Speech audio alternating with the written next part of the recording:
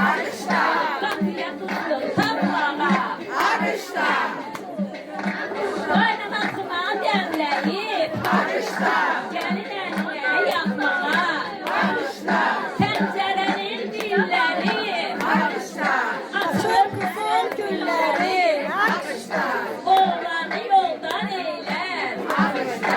Kızın şirin dilleri. Alkışla. Göyde ulus ellidir.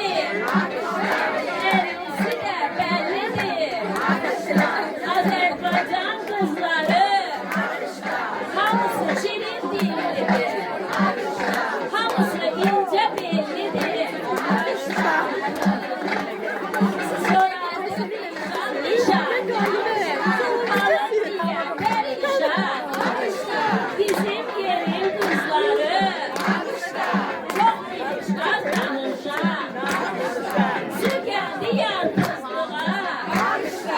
Döküldü karpuzluğa. Gördüm kaynamın hislidir anası. Özünü kurarsızlığa.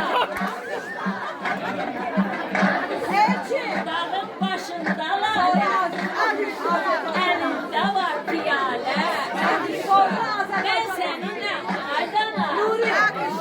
Düşme özge zeyale.